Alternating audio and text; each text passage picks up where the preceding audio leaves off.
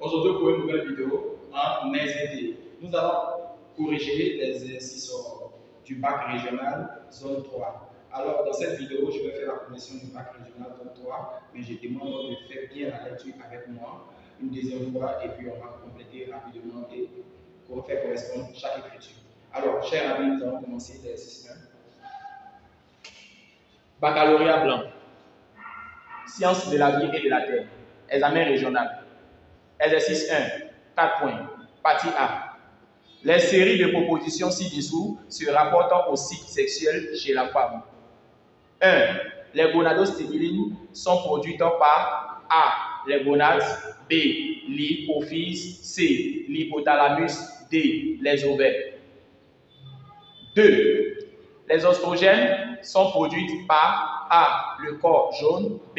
L'hypophyse, C. L'hypothalamus, D. Les ovaires. 3. La progestérone est produite par A. Les follicules en croissance, B. L'hypophyse, C. L'hypothalamus, D. Le corps jaune.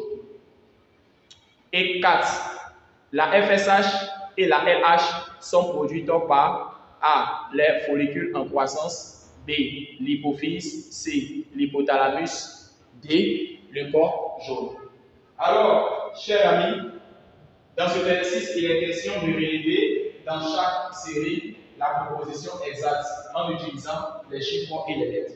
Alors, nous allons reprendre cette information. Les séries de propositions ci-dessous se rapportent au cycle sexuel chez la femme. En 1, les gonadostimulines sont produites par 2 points. Les gonades, B, l'hypophyse, C, l'hypothalamus, D, les ovaires. Alors, chers amis, lorsque vous reprenez le cours de reproduction chez les mammifères, vous avez constaté que le professeur vous a donné un schéma sous forme de tableau. C'est-à-dire quoi? Le complexe hypothalamo-hypophysaire agissait sur l'hypophyse par l'intermédiaire de 2 hormones hypophysaires appelées FSH et LH. Alors, qu'est-ce que le professeur nous amène à comprendre ici? C'est que les gonadostimulines sont produites par quoi? Les gonadostimulines ne sont pas produites par les gonades. Impossible. Les gonadostimulines ne sont pas produites par l'hypothalamus. Les gonadostimulines ne sont pas produites par les ovaires. Les gonadostimulines sont produites par l'hypophyse. Alors ici, B était la bonne réponse. Nous allons en 2. Les oestrogènes sont produits par A. Le corps jaune, B. L'hypophyse, C. L'hypothalamus, D. Les ovaires. Alors, lorsque vous faites le sujet, vous avez remarqué que ce sont les ovaires qui donnent la progestérone et les oestrogènes. Ce qui sous-entend que les oestrogènes sont produits par le corps jaune. Non, les oestrogènes ne sont pas produits par le corps jaune. Les oestrogènes sont produits par l'hypophyse. Non, les oestrogènes ne sont pas produits par l'hypophyse. Les oestrogènes sont produits par l'hypothalamus. Non, les oestrogènes ne sont pas produits par l'hypothalamus. Les oestrogènes sont produits par les ovaires. Parce que lorsque vous avez votre schéma et le professeur vous donnait le complexe hypothalamo-hypophysaire, il mettait là complexe hypothalamo-hypophysaire, hypophyse et hypophyse donnait, grâce à la GNRH, l'hormone hypophysaire appelée FSH et LH. Après les hormones hypophysaires, ça agissait sur les ovaires. Et ce sont les ovaires maintenant qui donnaient naissance aux oestrogènes et à la progestérone. Donc ici, il fallait choisir les ovaires. 3. La progestérone est produite par les follicules en croissance, B, l'hypophyse, C, l'hypothalamus, D, le corps jaune. Alors, chers amis, une information capitale. Lorsque vous êtes en train de faire ce cours, la progestérone n'était pas produite par les follicules en croissance. Non. La progestérone n'était pas produite par l'hypophyse. Non. La progestérone n'était pas produite par l'hypothalamus. Non. La progestérone était produite par le corps jaune. Et ici, il faut savoir bien maîtriser son cours d'abord avant de répondre au sujet de QCM, question à choix multiple. La progestérone est produite par le corps jaune. La progestérone n'est jamais produite par les follicules en croissance. La progestérone n'est jamais produite par l'hypophyse. La progestérone n'est jamais produite par l'hypothalamus. Mais la progestérone est produite forcément, obligatoirement, par les cellules lutéales du corps jaune. Dans le cours, on dit les cellules lutéales du corps jaune. Ils sont appelées les cellules lutéiniques. Donc, ici, la progestérone est produite par les cellules lutéales du corps jaune, c'est-à-dire du corps jaune.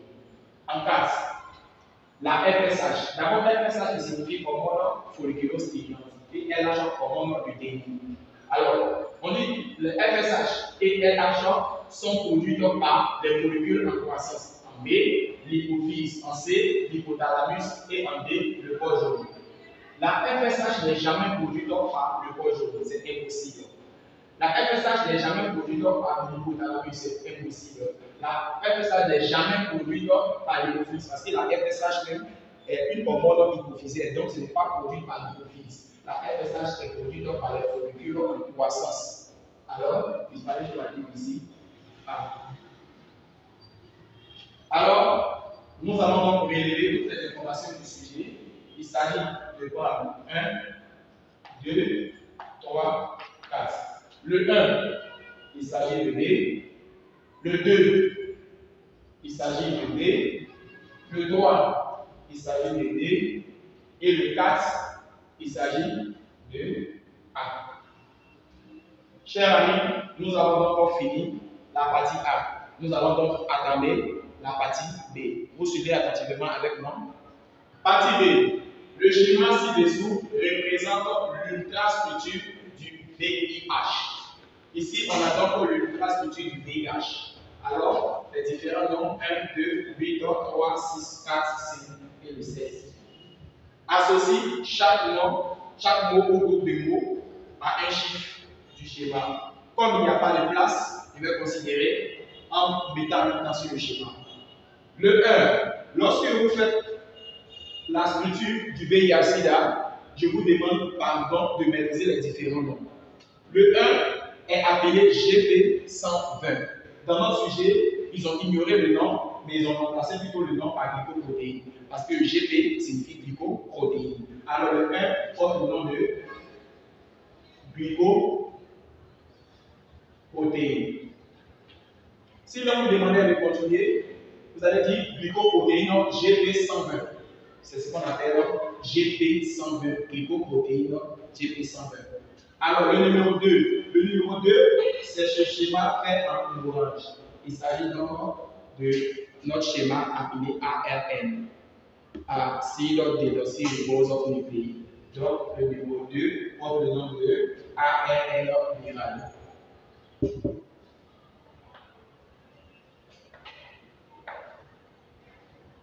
Le numéro 8. Le numéro 8, c'est ce schéma-là. Or, ce schéma porte le nom de protéase. Alors, vous allez chercher dans le sujet s'il y a protéase. Alors, on vient de citer protéase. Donc, le 8 porte le nom de protéase. Le numéro 3. Le numéro 3 est appelé capside. Lorsque vous faites le schéma, on appelle ce cas capside. On va voir si le professeur a utilisé capside, transcriptase, inverse, nucléocapside. Or, dans le cours est mentionné capside. Si l'on voit nucléo, on peut signifier directement que le nucléocapside est appelé avec un capside. Et capside est appelé cœur du virus. Alors, le cœur du virus, c'est la capside, appelé nucléocapside. Donc, le numéro 3 est appelé nucléocapside. Le numéro 6. Le numéro 6, c'est ce schéma-là, l'on appelle transcriptase inverse ou reverse dans le cours. Alors, ce petit rond qui est à côté de l'ARN est appelé transcriptase inverse ou reverse. On va regarder si on met transcriptase inverse ou reverse. On a d'abord l'information de transcriptase inverse. Nous allons donc dire que le numéro 6 porte le nom de transcriptase inverse. Alors, le numéro 4. Le numéro 4 est très intéressant. On va voir si on met le nom. Le numéro 4, le numéro 4. Alors, chers amis, c'est la membrane lipidique. Elle correspond vraiment à la membrane lipidique. La membrane lipidique. La membrane lipidique peut être remplacée un jour par un autre nom, si l'on vous demande quel nom, vous dites que c'est le GP41, qui est la membrane lipidique. Alors, le numéro 5, il s'agit bel et bien de la matrice. On va voir si ça figure. Ok, excellent, ça figure. Le numéro 16, c'est le schéma même. Et le schéma porte le nom de l'ultrastructure du VIH-Sida. Donc, c'est l'ultrastructure du VIH.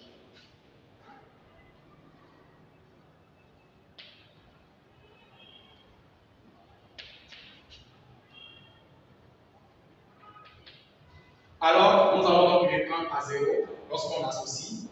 Le 1, il fallait dire qu'on avait glucoprotéine. En réalité, si on continuait, c'était glucoprotéine GP120. Le 2, c'est ce schéma qui ressemble sous forme de ver de terre et appelé ARN viral.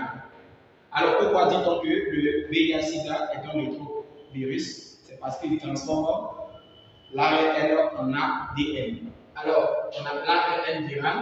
Le numéro 8, sous forme de plusieurs vers de terre, on les appelle les protéases. Alors, le numéro 3 est le nucléocapside appelé souvent capside, au cœur du virus. Alors, le numéro 6. Le numéro 6, il s'agit encore de ce schéma qui est à côté de l'ARN. Donc, cette information est appelée transcriptase inverse. Nous avons donc en 4 la membrane lipidique, en 5 la matrice et en 7 l'ultrastructure du VIH. Alors, chers amis, nous avons donc répondu aux questions de la partie B. Nous allons donc achever par la partie C. Nous allons donc essayer de lire la partie C. C. Le test ci-dessous se rapporte à la régénération de l'énergie utilisée par la fibre musculaire. Sachez bien que l'énergie utilisée dans l'appareil musculaire s'appelle ATP, par la voie lente. Alors, on a deux types de voies, la voie rapide et la voie lente. La voie rapide se fait par myokinase et par phosphocréatine kinase, quant à la voie lente se fait par aérobie et anaérobie. L'aérobie a lieu dans la respiration, c'est-à-dire dans la mitochondrie, et l'anaérobie a lieu dans la fermentation, dans le hyaloplasme. Alors, chers amis, nous allons commencer. La débute dans le hyaloplasme qui s'achève dans la . Dans le hyaloplasme, la molécule de glucose est dégradée partiellement en deux molécules d'acide urique. Alors, chers amis, ici, en partie C, le test ci-dessous se rapporte à la régénération de l'énergie utilisée par la fibre musculaire par la voie lente. Chers amis, il existe deux types de voies, la voie rapide et la voie lente.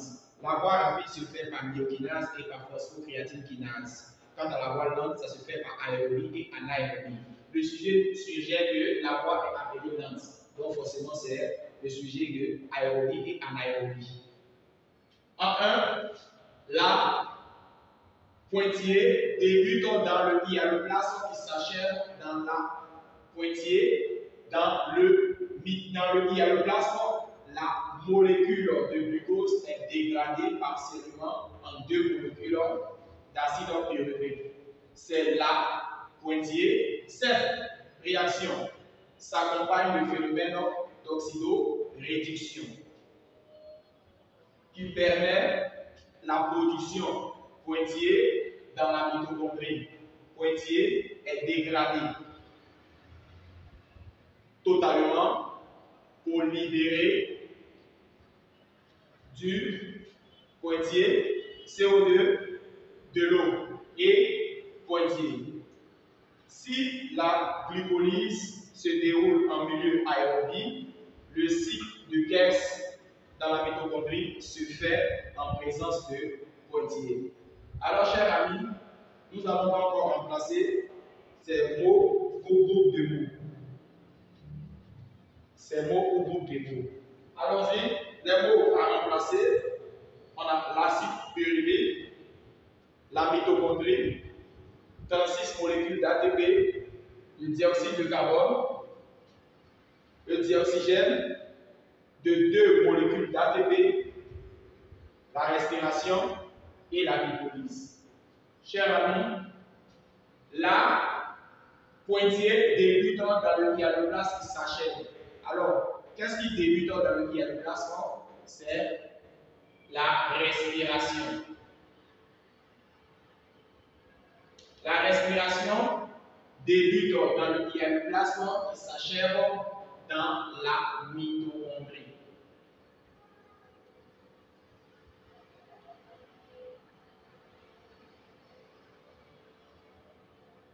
Alors, la respiration débute dans le diaplasme et qui s'achève dans la mitochondrie. En point, dans le diaplasme, la molécule de glucose est dégradée partiellement en deux molécules d'acide urique. C'est là, alors nous allons prendre quelques éléments pour pouvoir rappeler. C'est la glycolyse. C'est la glycolyse. Cette réaction s'accompagne de phénomène oxydoréduction qui permet la production de deux molécules d'ATP. De deux molécules d'ATP. Dans la mitochondrie, l'acide pyruvique est dégradé totalement. L'acide pyruvique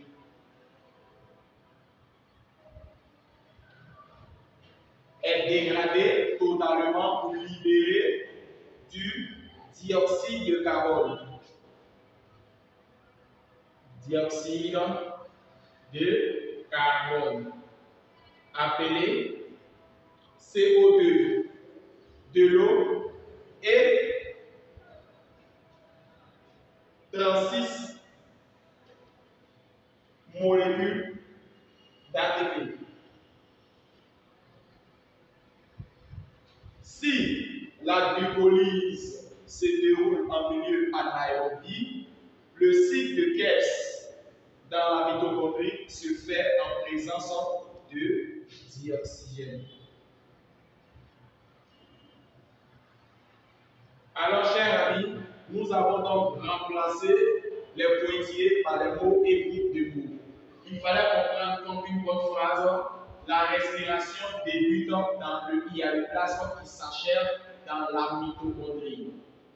Dans le diaplasme, la molécule de glucose est dégradée partiellement en deux molécules d'acide urique. C'est la glycolyse. Cette réaction s'accompagne du phénomène d'oxydoréduction qui permet la production de deux molécules d'ATP dans la mitochondrie. L'acide urique est dégradé totalement pour libérer du dioxyde de carbone, CO2 et de l'eau, H2O, et 36 molécules d'ATP. Si la glycolyse se déroule en milieu anaérobie, le cycle de Krebs dans la mitochondrie se fait en présence de dioxygène. Alors, chers amis, voici donc la partie C de l'exercice 1. Sur ce, je vous dis au revoir pour une nouvelle vidéo. Chers amis, nous allons donc débuter l'exercice 4 du bac régional. Dans cet exercice, nous avons plusieurs questions, mais avant de répondre à ces questions, nous devons d'abord lire le test. Exercice. Le père d'un élève de 3e possède un champ d'orangers. Il observe qu'à une période de l'année, les orangers portent des fleurs. Quelques semaines plus tard, il remarque que les fleurs ont disparu et des oranges contenant des pépins sont apparus. Il veut comprendre les phénomènes qui ont conduit à la formation des graines, entre parenthèses pépins, dans les fruits. Il te sollicite et tu t'appuies sur les schémas A, B, C ci-dessous pour l'aider. Le premier schéma, appelé A, le deuxième schéma B et le troisième schéma C. Les questions sont: annote les schémas A, B, C en utilisant les chiffres et les lettres. En 2, explique le mécanisme de la formation des organes A et B. En 3, détermine le devenir des organes A et B. En 4, déduit l'origine des oranges contenant les pépins. Alors, chers amis, nous avons ici le bac régional zone 3. Nous allons donc prendre soin du sujet tout en répondant correctement. Chers amis, sur ce, je vous demande de suivre attentivement la résolution de cet exercice. Alors, chers amis, nous allons donc passer à la résolution de cet exercice. 1. Annotons les schémas A, B et C en utilisant les chiffres et les lettres. Chers amis, suivez attentivement avec moi. Ici, vous constatez que les trois ont la même taille. Dans ce cas-là, il s'agit donc des antipodes.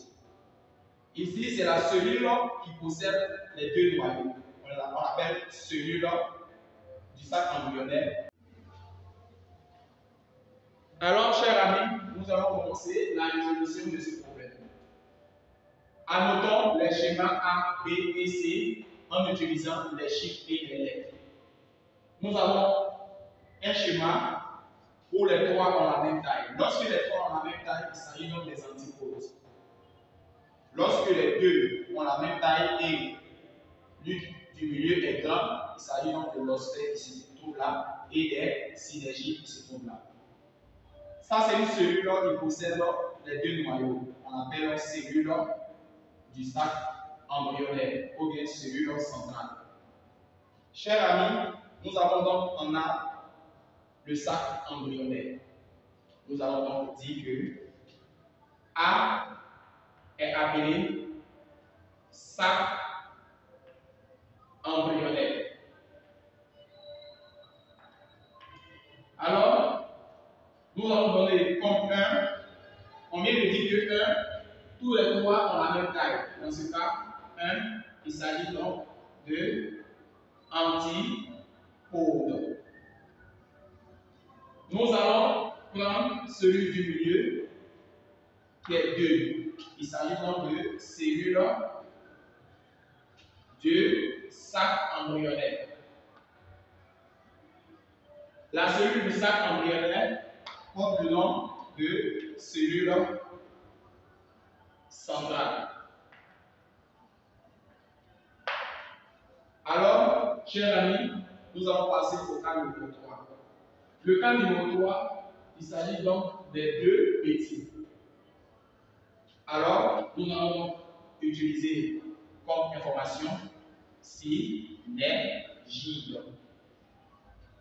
Alors, le plus grand porte le nom de osphère. Sachez bien que l'osphère s'écrit avec deux O. Nous allons donc passer au grand B. Le grand B est le schéma du grain de pollen. Alors, grain de pollen. L'élément appelé 5 est à la surface. Il s'agit donc de l'exine. Le numéro 6. Le numéro 6 n'est pas l'intime. L'intime se trouve à l'intérieur, c'est-à-dire cette écriture, ce dessin. Alors, nous sommes plutôt dans l'ouverture. Il s'agit donc de port. Alors, port porte le nom de pertube. Donc, je préfère utiliser port. Une fois qu'on a donné le numéro 6, nous allons passer au numéro 7. Le numéro 7, il s'agit de noyau de la cellule reproductrice. Donc, noyau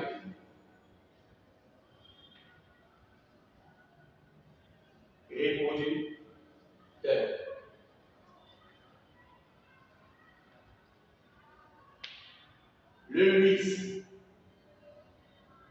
il s'agit de la cellule végétative.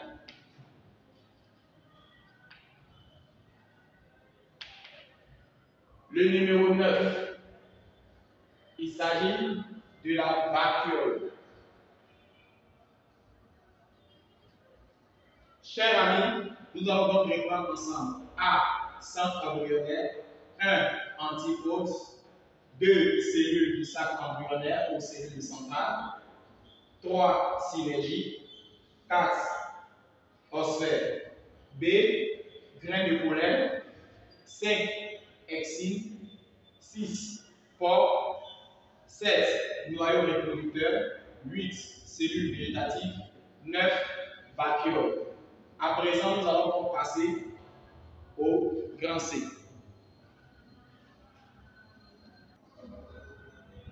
Alors, chers amis, nous allons parler de C. Ce schéma porte le nom de double fécondation. Double fécondation. Alors, le numéro 10 est appelé grain de pollen. Et le schéma du kit à partir du grain de pollen, c'est un long grain. Il s'agit donc de tube pollinique. Tube pollinique. Le numéro 12, il s'agit des entérozoïdes. Les entérozoïdes sont les spermatozoïdes des plantes. Le 13. Le 13, il s'agit donc de l'élément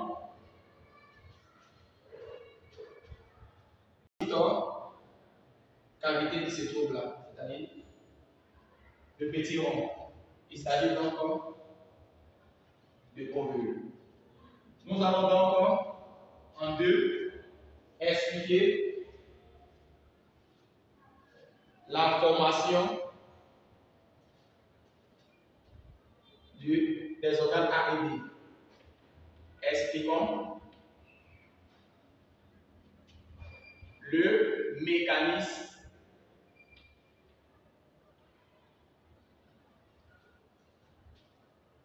de la formation des organes A et B. Alors, chers amis, nous allons donc expliquer le mécanisme de la formation des organes A. Nous allons commencer par l'organe B. Car l'organe B est encore plus rapide.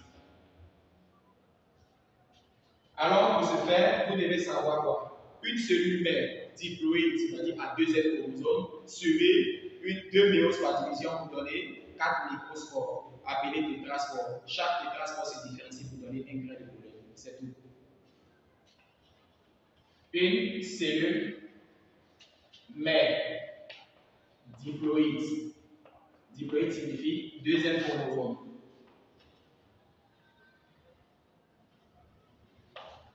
Suivi deux méioses par division.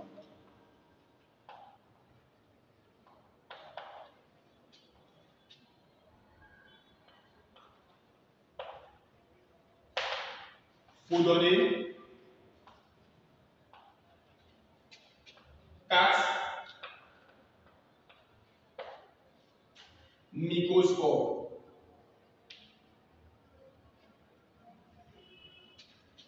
Ou tétraspores.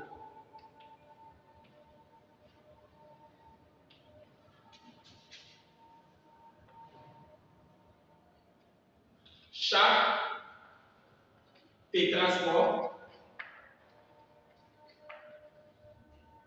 se différencie pour donner un grain de pollen.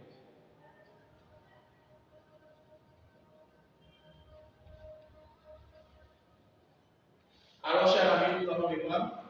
Une cellule mère diploïde à deuxième chromosome suivi de méiose par division pour donner 4 microspores ou tétraspores. Chaque tétraspore se différencie pour donner un grain de pollen. Alors, nous allons donc expliquer la formation de l'organe A. Nous allons donc passer à la formation de l'organe B.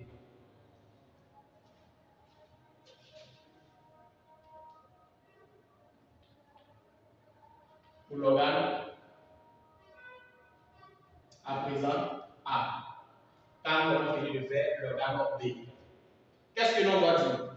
Une cellule mère diploïde subit 2 méioses par division pour donner 4 cellules haploïdes filles, dont 3 dégénèrent.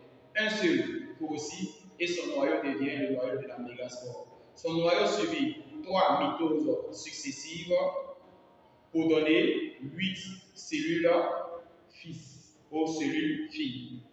Ces cellules-là, par le cytoplasme qui va élaborer des cloisons, vont transformer ces 8 cellules en 7 cellules. L'ensemble forme le sac embryonnaire. Donc, on suit ensemble.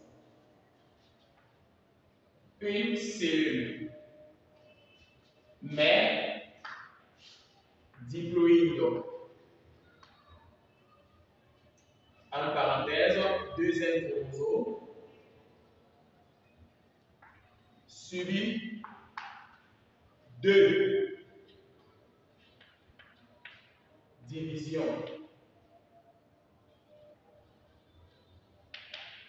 par méiose pour donner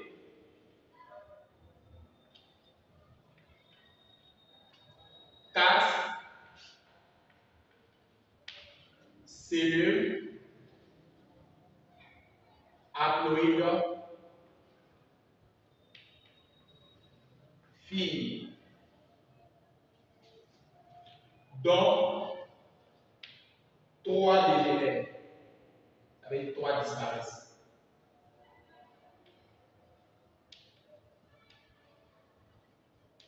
Un seul grossit.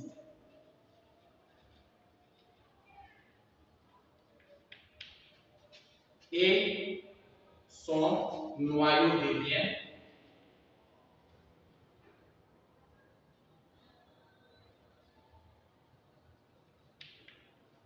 celui de la mégaspore.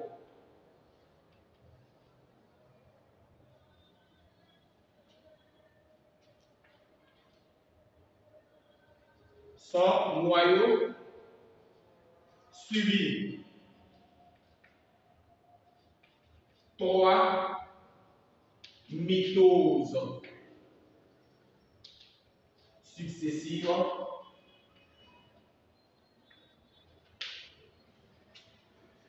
pour donner 8 noyaux fils. Par la suite, le cytoplasme élabore des cloisons.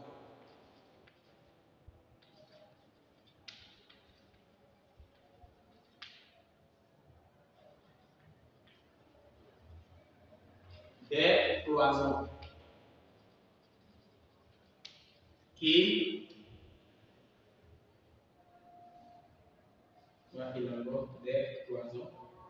isolent les 8 noyaux en 7 noyaux. L'ensemble forme le sac embryonnaire. Donc l'ensemble va former le sac embryonnaire.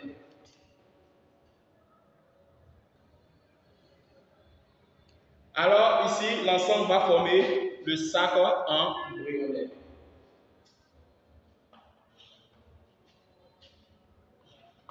l'ensemble forme le sac embryonnaire.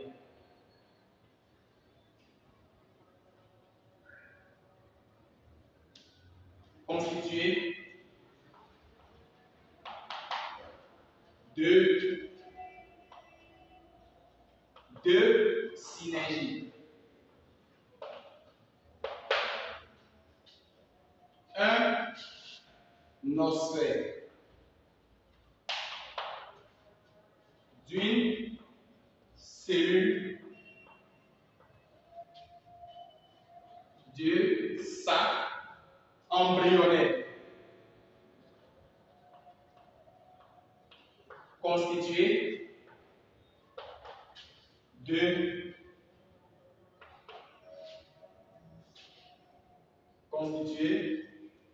deux noyaux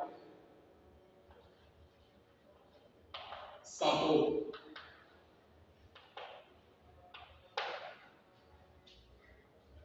De trois antipodes.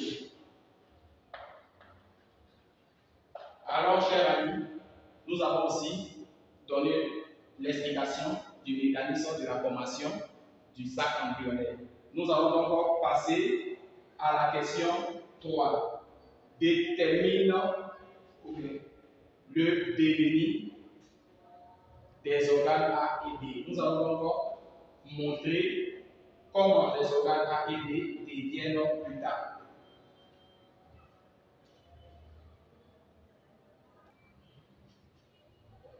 Alors, chers amis, nous allons donc déterminer le devenir des organes A et B. Ici, qu'est-ce qu'il faut savoir? Après la pollinisation, et la pollinisation c'est le transfert et le dépôt du grain de pollen sur le stigmate d'une fleur, automatiquement on va avoir la naissance d'un tube pollinique. Et s'il y a la naissance d'un tube pollinique, c'est que forcément il y a quelque chose qui va disparaître. C'est ce que je vais donc expliquer. Déterminons le devenir des organes A et B. Après la pollinisation, c'est-à-dire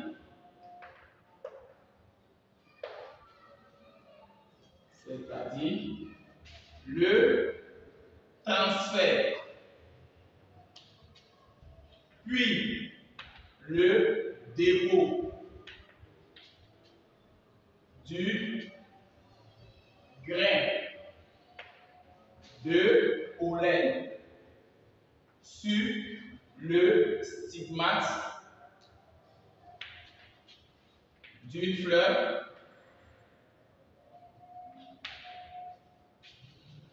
on a la formation du tube pollinique,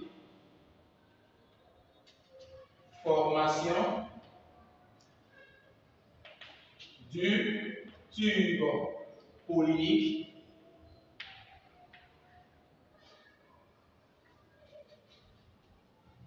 si la formation du tube pollinique, c'est qu'on a double fécondation.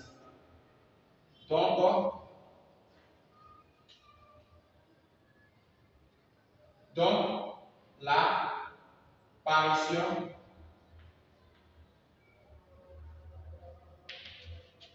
de la double pollinique. La double fécondation. Double fécondation. Chers amis, je reprends.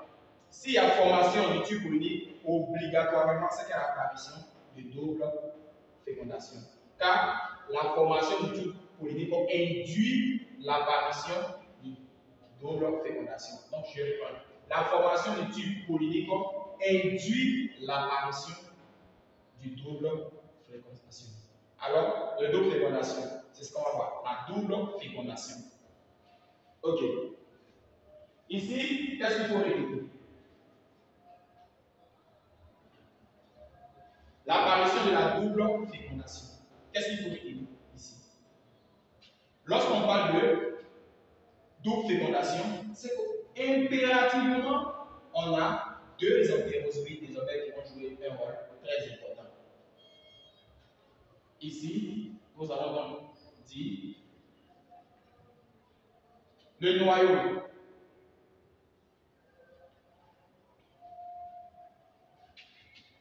Végétatif disparaît, c'est-à-dire dégénère. Après la formation du tube polynique. Alors, chers amis, qu'est-ce que j'ai dit? Le noyau végétatif va dégénérer après la formation du tube polynique. Quant au noyau réfractaire,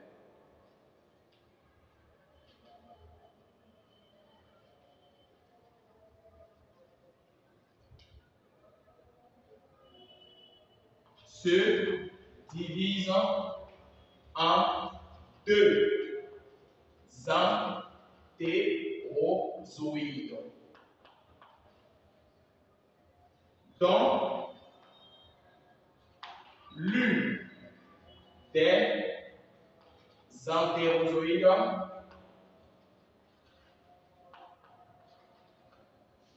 s'unit avec le noyau de l'osphère pour donner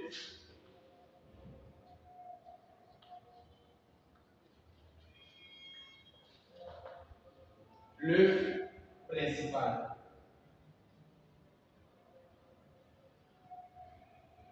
Ou œuf embryon à deuxième chromosome. Alors, chers amis, il faut d'abord comprendre cette information-là. L'autre entérozoïde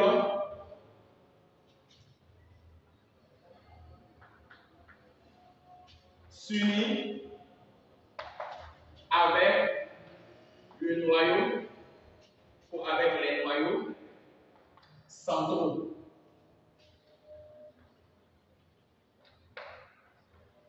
pour donner l'œuf accessoire.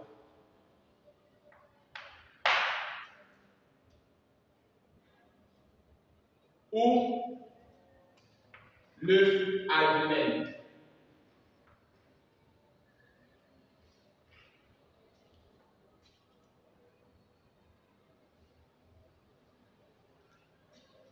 Alors, chers amis, l'œuf principal donne l'œuf embryon.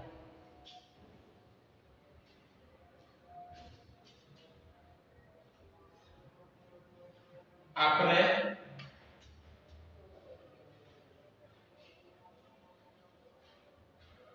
l'œuf principal donne l'œuf embryon qui, l'œuf principal donne l'œuf embryon. Après la formation de la culture, après la formation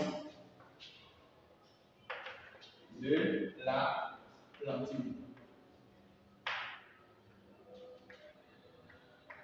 L'œuf accessoire donne l'œuf albumen, qui est le tissu de réserve.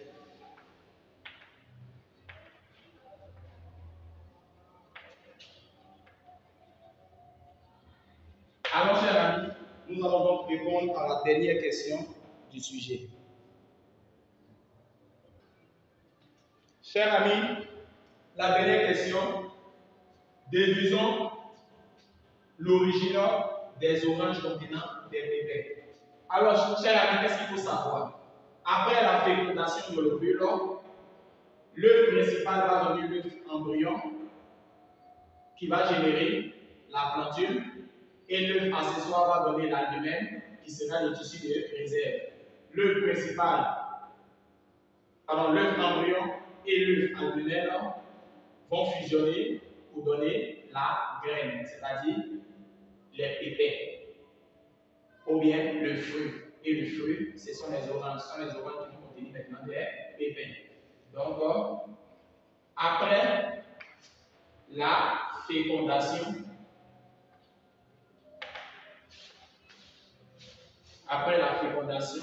des ovules, l'œuf principal donne l'œuf embryon qui génère la plantule.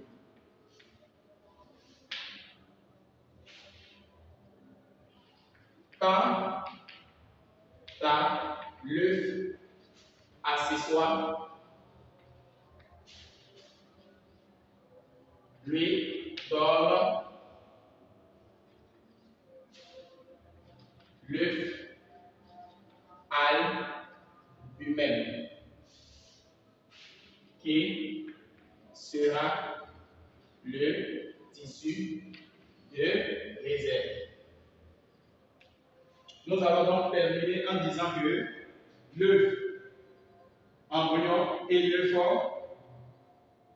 albumène vont fusionner pour constituer donc la graine.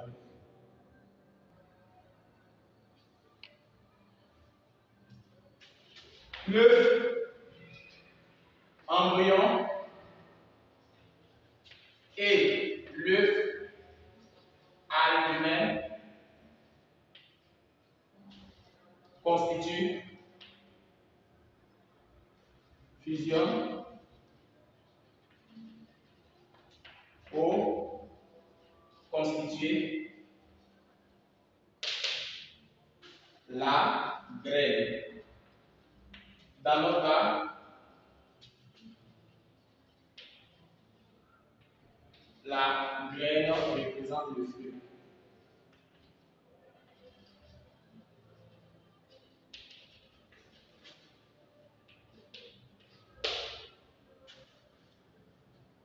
Et le fruit est l'orange qui contient des pépins. Alors, chers amis, j'ai été très ravi de partager la correction avec vous et je vous demande de reprendre le cours de reproduction chez les spermatides. Si ce, je vous demande de partager la vidéo à plusieurs camarades et on se dit au revoir pour une nouvelle vidéo.